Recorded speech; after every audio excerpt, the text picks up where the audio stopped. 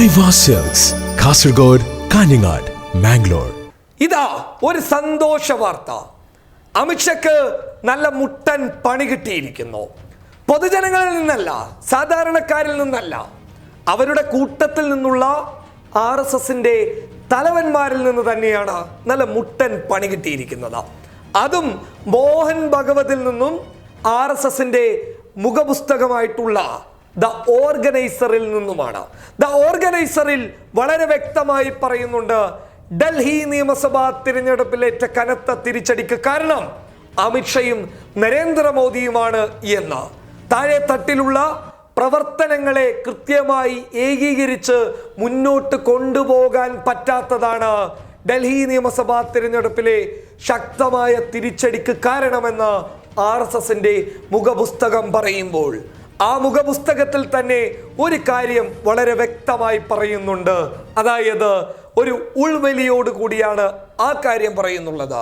പൗരത്വ ഭേദഗതി നിയമത്തെക്കുറിച്ച് ഇനി ഒരക്ഷരം മിണ്ടിപ്പോകരുത് എന്ന് രഹസ്യമായ രീതിയിൽ പരസ്യമായി ആ മുഖപുസ്തകം പറയുന്നുണ്ട് എന്നുള്ളതാണ് അതിൻ്റെ ഏറ്റവും വലിയ സത്യം. അതായത് ഡൽഹി നിയമസഭാ തിരഞ്ഞെടുപ്പിലേറ്റ കനത്ത തിരിച്ചടിക്ക് ശേഷം അമിത്ഷയെ അങ്ങനെ ഇനി ആർക്കും വേണ്ട എന്ന തീരുമാനത്തിൽ എത്തിയിരിക്കുന്നു.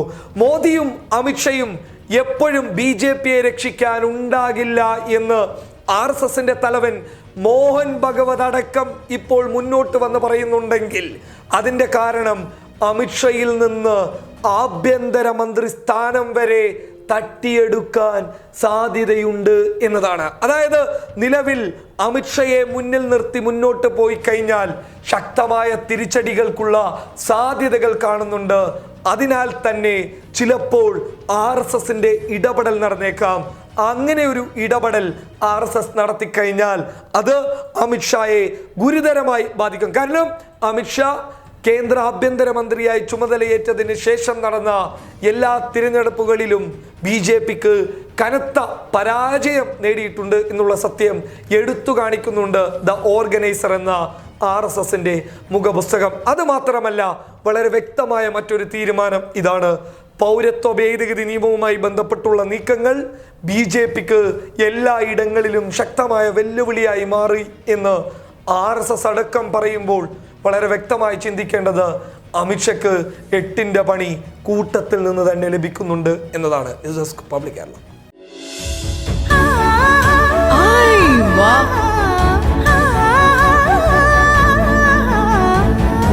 Aiwa silks, Kasaragod, Kanhangad, Mangalore.